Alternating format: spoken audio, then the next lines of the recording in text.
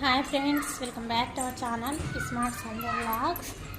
ఇక ఈ mini vlog వచ్చేసి ఈవినింగ్ టైం అనమాట.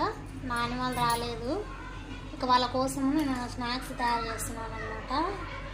ఇక ఇప్పుడైతే మ్యాగీ చేస్తున్నాను. స్నాక్స్ అంటే ఇంకేం లేదు.